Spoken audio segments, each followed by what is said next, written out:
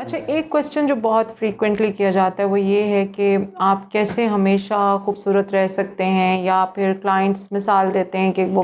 کچھ اداکار ہیں، کچھ ماڈلز ہیں، دو دے نیور ایج آؤٹ، اور اس کی کیا سیکرٹ ہے، اس کی کیا ریزن ہے؟ دو تین باتیں تو میرے خیال میں اس کا اداکار یا ماڈل ہونے سے تعلق نہیں ہے. دو تین باتیں تو بہت پرائمریلی بڑی امپورٹنٹ ہیں، جن کو ہمیں ہمیشہ یاد رکھنا چاہیے. جس کو میں نے دیکھا ہے کہ کافی لوگ اب اس اویئرنیس کی طرف آ بھی رہے ہیں، لیکن پھر بھی بہت سارے لوگ ایسا سمجھتے ہیں کہ ماڈلز، اداکار یا جتنے بھی ہمارے لوگ ہیں یہ صرف کلینکس میں جاتے ہیں اور بہت سارا پیسہ لگاتے ہیں اور اس سے they become very beautiful. Part of it is true, میں مانتی ہوں یہ بات، aesthetics is not a cheap area to work on, لیکن کچھ ایسی چیزیں ہیں جن کا آپ خود خیال رکھ سکتے ہیں اور اس سے آپ کی ایجنگ پروسیس بہت زیادہ سلو ہو جاتا ہے. جس کے اندر ہے آپ کی نیند، یعنی آپ کا رات کو 11 بجے سونا، میکسیمم 11 بجے سونا. اصولاً تو آپ کو عشاء کے بعد سو جانا چاہیے، کیونکہ ہر انسان کے اندر اللہ تعالیٰ نے ایک سسٹم لگایا ہوا ہے جسے ہم سرکیڈین ردم کہتے ہیں. یعنی جیسے جیسے باہر اندھیرا ہونا شروع ہوتا ہے تو ہماری باڈی کے اندر کچھ ہارمونز ہیں جس کی چینجز آتی ہیں، ان کی وجہ سے ہمیں نیند آنا شروع ہوتی ہے. اور جب ہم 10 سال، 5 سال، 6 سال، 12 سال کانسٹنٹلی نیچر کے خلاف کام کرتے ہیں، یعنی اب ظاہر ہے ٹی ویز ہیں، ایپس ہیں، رات کو ویڈیوز دیکھتے ہیں، ہم لیٹ نائٹ جاگتے ہیں، پھر ہم کئی جگہوں پہ مجھے جو ہسٹری ملتی ہے کلائنٹس کی وہ یہ ہے کہ ان کا پیٹرن ہی یہ ہے کہ وہ صبح 5-6 بجے سوتے ہیں اور پوری رات جاگتے ہیں. تو نیچر کے ساتھ اتنا زیادہ پلے آپ کریں گے تو اپنے باڈی کے جو آپ کے ڈائنامکس ہیں ان کو آپ خود دعوت دے رہے ہیں کہ ان کے ریورس آپ جا رہے ہیں. کوشش کریں کہ آپ کی ایسی ایکٹیویٹیز اپنی انجوائے کریں. آپ رات میں جاگنا چاہتے ہیں، آپ کی کوئی کزنز وغیرہ آئے ہوئے ہیں، کوئی آپ کے فرینڈس ہیں تو، لیکن اس کے ساتھ ہفتے میں 3 سے 4-5 دن اپنی ایک پراپر نیند کا سسٹم ڈیلیبریٹلی بنائیں کہ میں نے ٹائم پہ سونا ہے، ٹائم پہ اٹھنا ہے، اور 1-2 دن چلیں ہفتے میں یا مہینے میں ایسے بھی آپ گزار لیں جن میں آپ اپنا فرینڈز وغیرہ کے ساتھ ٹائم گزار لیں یا آپ اپنی کوئی ایکٹیویٹیز کر لیں. نمبر 2 ہے آپ کا گٹ کا ڈیٹاکس، یعنی آپ کی گٹ کی صفائی کیسی ہے، آپ اپنی گٹ کی کلینزنگ کو کتنا کنسیڈریشن میں رکھتے ہیں منہ میں کچھ بھی ڈالتے ہوئے. اب یہ ایک بہت بڑی بات میں نے کی ہے اور اس کے اوپر گھنٹوں بات کی جا سکتی ہے، لیکن just to summarize the topic, میرا جو اپنے کلائنٹس کے ساتھ یا پیشنٹس کے ساتھ طریقہ ہے ہمیشہ سے بات کرنے کا وہ یہ ہے کہ آپ نے دن میں 16 گلاس پانی پینا ہے.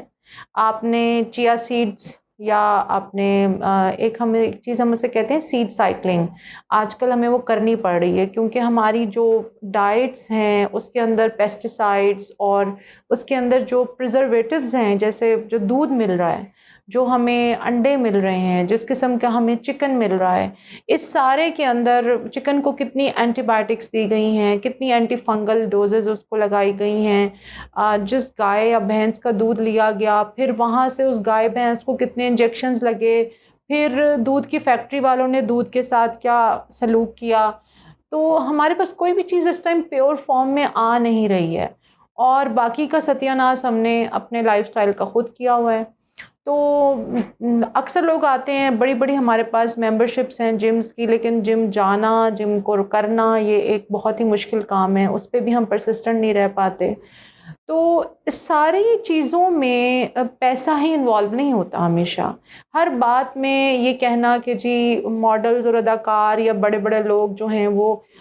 چونکہ they can spend money that's why they are beautiful, نہیں. آپ جس بھی کامیاب انسان کو کی زندگی کو قریب سے دیکھیں گے آپ کو ہمیشہ نظر آئے گا کہ وہ اپنی زندگی میں ایک ڈسپلن کریٹ کرتے ہیں، سونے کا، جاگنے کا، کھانے کا، پینے کا. اپنی ایٹنگ چوائسیز کو چینج کریں آپ کی ڈائٹ میں. جیسے ہمارے پروفٹ نے، حضرت محمد صلی اللہ علیہ وآلہ وسلم نے ہمیں سب سے زیادہ جو چیز سکھائی ہے وہ ہماری اپنی سنت میں ان کے ہمارے موجود ہے، زیتون کا استعمال، کھجور کا استعمال، جو کا دلیا، زیتون کے تیل کا استعمال، یہ چیزیں ہماری پریفرنس میں کہیں نہیں ہیں۔ پھر ہمارے کھانے پینے میں اب میں نے دیکھا ہے کہ خواتین نے بچوں کو سکھانا، منع کرنا اور ان کو ٹرین کرنا بھی بند کر دیا ہے میجورٹی نے۔ بچے نے کہا جی پیزا کھانا ہے، پیزا کھلا دیا، بچے نے کہا جی چکن ونگز کھلانے ہیں، چکن ونگز کھلا دیے۔ گھروں میں کوئی رول ماڈلنگ نہیں رہ گئی ہے اچھی ڈائٹ کے لیے۔ آپ بچوں کے سامنے ویجیٹیبلز کو سٹیم کریں، ان کے سیلڈز بنائیں، ان کی چکن کو میرینیٹ کریں، اس کو روسٹ کریں، اچھے ہمس بنائیں، بچوں کے ساتھ آپ ٹورٹلاز بنائیں، ڈفرینٹ چیزیں کریں جس سے بچے سیکھیں، آپ کی جو نیکسٹ جنریشن ہے وہ اچھی ایٹنگ ہیبٹ سیکھیں، ان کو بروکلی کھانا سکھائیں، ان کو سبزیاں کھانا سکھائیں۔ تو جو کچھ بھی بچے کہیں اس کو ماننا محبت نہیں ہوتی، ہمیں کہیں نہ کہیں ان کی رول ماڈلنگ کرنی ہے، ان کو سکھانا ہے کہ اچھی لائف کیسے گزارنی ہے۔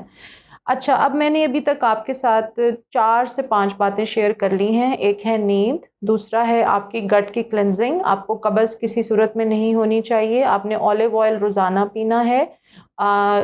ایکسٹرا ورجن اولیو آئل نہ لیں، 1 ٹیبل سپون یا 1 ٹی سپون آپ کا جو گرین اولیو آئل ہے وہ آپ ضرور پئیں، اس سے آپ کی گٹ جو ہے وہ موئسچرائز رہتی ہے، ورنہ آپ سیلڈ میں یوز کر لیجئے، اور جو آپ کا ریگولر سیلڈ ہے اس کے اوپر آپ ایپل سائڈر ونیگر بھی ڈال سکتے ہیں، وہ بھی بہت اچھا ہے آپ کی گٹ کی صفائی کے لیے۔ اسبگول کا چھلکا استعمال کریں۔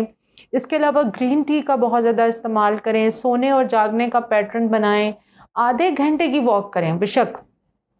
لیکن کریں، اور اس کو بالکل بھی انڈر ایسٹیمیٹ نہ کریں کہ آدھے گھنٹے کی واک جو ہے اس کا کوئی فائدہ نہیں ہے۔ اور گرمیوں کی چھٹیاں ہیں، سردیوں کی چھٹیاں ہیں، اس میں ہمیں چاہیے، ہم سب لوگوں کو چاہیے کہ ہم بچوں کے ساتھ جو ایکٹیویٹیز پلان کریں وہ سوئمنگ ہونی چاہیے، وہ آؤٹ ڈور گیمز ہونی چاہیے، اس قسم کی ایکٹیویٹیز ٹریل پہ لے کے جائیں تاکہ ہمارے بچے جو ہیں وہ گھر سے نکلیں اور باہر کی ایکٹیویٹیز میں ہم ان کو انوالو کریں، کوئی سپورٹس میں ان کو انوالو کریں، کوئی سپورٹس کیمپس میں ان کو لے کے جائیں، اور ساتھ خود بھی جائیں، صرف ان کو نہیں لے کے جائیں۔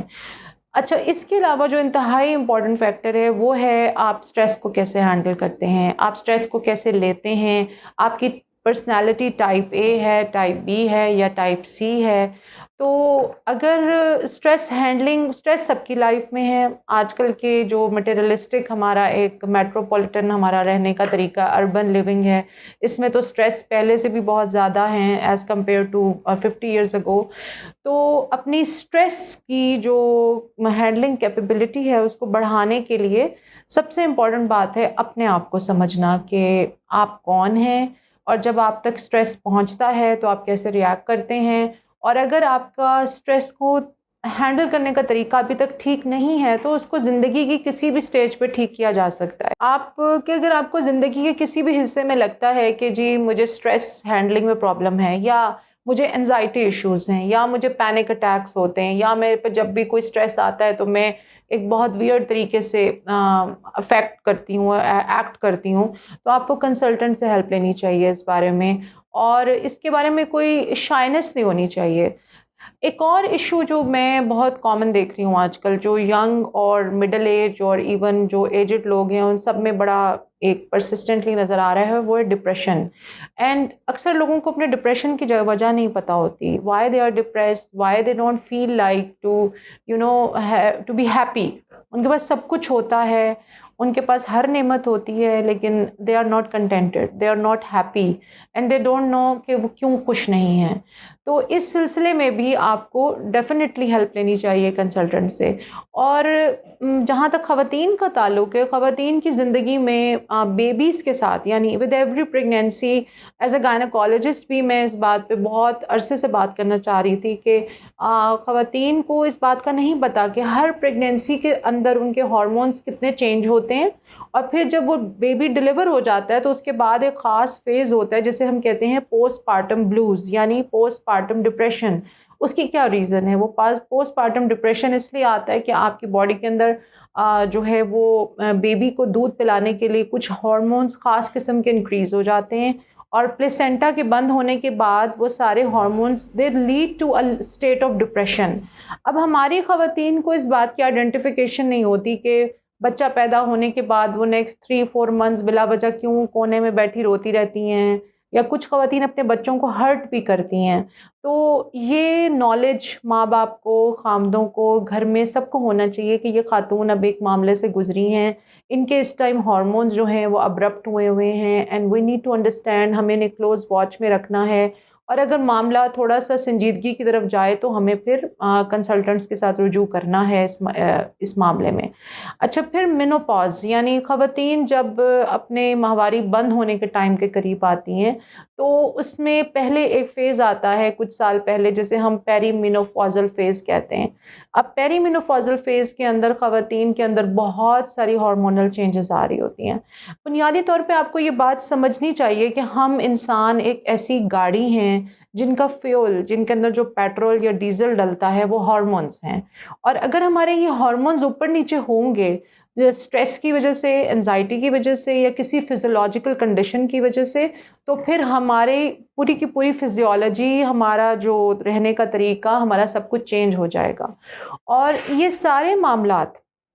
اگر ہم سمجھ جائیں اور ان معاملات کو ہم ہینڈل کریں تو آپ یقین کریں کہ ایک اچھی اسکن روٹین کے ساتھ آپ اپنے ایجنگ پروسیس کو کافی حد تک 50 to 60% کنٹرول کر سکتے ہیں.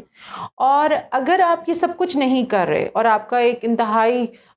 مطلب بکھرا ہوا لائف سٹائل ہے جس کے اندر آپ کو نہیں پتا ہوتا کہ آپ کس دن رات کو کتنے بجے سوئیں گے، آپ کل کھانے میں کس ہوٹل میں کھانا کھائیں گے. کچھ میرے ایسے کلائنٹس آتے ہیں جو کھانا ہی باہر سے کھاتے ہیں، یعنی ان کے گھروں میں سب کچھ ہوتا ہے لیکن وہ ان کو گھر کا کھانا پسند نہیں ہے، کیونکہ اب وہ اتنے عرصے سے باہر ڈائن آؤٹ کر رہے ہیں کہ وہ نارمل گھر کی سبزی، دال، بھاجی، دہی، لسی اس کو انجوائے نہیں کر سکتے، انہیں باہر کا کھانا کھانا ہوتا ہے. تو یہ باہر کے کھانے کے کانسٹنٹ جو 5-7 سال بعد نتائج نکلتے ہیں وہ ڈفرینٹ قسم کے گٹ کے اندر آپ کی ایچ پائلوری انفیکشنز یا ڈفرینٹ قسم کے پرابلمس کھڑے ہوتے ہیں، پھر ان کی اینڈوسکوپیز ہوتی ہیں. تو میں آپ کو ڈرانا نہیں چاہتی کہ باہر کھانا نہ کھائیں، کھانا ضرور کھائیں، لیکن کوشش کریں کہ آپ کا جو پورے مہینے کا ردم ہے، کھانے کا جو پیٹرن ہے، اس میں سے 90% آپ کا کھانا گھر میں پکے، آپ کی اپنی نگرانی میں پکے. آپ چاہے دال لیں، چاہے آلو کی ٹکی لیں، اور کھانے کے پورشن کو پراپرلی ڈیزائن کریں. کھانے کے اندر کبھی بھی چکن، بالکل کچھ گھروں میں صرف چکن پکتا ہے یا مٹن پکتا ہے یا بیف پکتا ہے، یہ بالکل صحیح پیٹرن نہیں ہے. آپ کو روزانہ گھر میں دال، سبزی اور جو میٹ ہے اس کو ہفتے میں 2 دفعہ بننا چاہیے. باقی آپ کے گھر میں سبزی، دال، سیلڈ، ابلے ہوئے چاول، دلیا، اس قسم کی چیزیں بچوں کو کھانے کی عادت ہونی چاہیے، لوبیا، تاکہ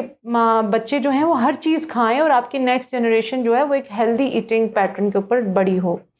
تو ان سب باتوں کی اہمیت کو، یعنی یہ ساری باتیں میں پھر سے گنوا دیتی ہوں. آپ کا پانی پینے کا طریقہ، گرین ٹی، آپ کا سونے جاگنے کا طریقہ، آپ کی سٹریس ہینڈلنگ، آپ کی اس بات کی آئیڈینٹیفیکیشن کہ کہیں آپ کو ڈپریشن تو نہیں ہے اور آپ کو ڈپریشن کی دوا کی ضرورت تو نہیں ہے. اور ڈپریشن کی دوا لینا کسی بھی طریقے سے آپ کو دوسرے انسانوں کی نسبت کوئی بھی ڈفرینٹ نہیں کر دیتا، نہ ہی آپ کوئی ذہنی مریض بن جاتے ہیں. کچھ لوگوں کو وقت کے ساتھ ساتھ ہارمونز کے بیلنس کے لیے اور سٹریس ہینڈلنگ نہ ہو پانے کی وجہ سے ڈپریشن کی دوا کی ضرورت ہوتی ہے. اور جب وہ ڈپریشن کی دوا لیتے ہیں تو ان کے دائیں بائیں ارد گرد کے لوگ اور گھر کا ماحول بہت پرسکون رہتا ہے. اس لیے ان کو اپنے لیے نہیں لیکن دوسروں کے لیے ڈیفینیٹلی یہ دوا کھانی چاہیے. تو یہ سارے معاملات، پھر آپ کی چوائسیز آف ایٹنگ، آپ کی گٹ کلینزنگ، ان کے ساتھ جب آپ استھیٹک پروسیجر کوئی چھوٹا سا بھی کروائیں گے تو یقین کریں آپ کا افیکٹ بھی بہت لانگ لاسٹنگ رہے گا، آپ کی اسکن بھی گلو کرے گی اور آپ کو خود بھی بہت مزہ آئے گا. اگلی جو آنے والی ویڈیوز ہیں میری، جو میرا زندگی بھر سے ایک بڑا خواب رہا ہے کہ میں ایک ایسی ویڈیوز کی سیریز بناؤں جس کے اندر میں لو کیلری آپ کو ڈائٹس بتائی جائیں جو آپ کی گٹ کو صاف کریں گی. ایسے جوسز، ایسی سمودیز جو آپ کی پورے دن کے اندر آپ ان کو ڈیوائڈ کریں ان میلز کو،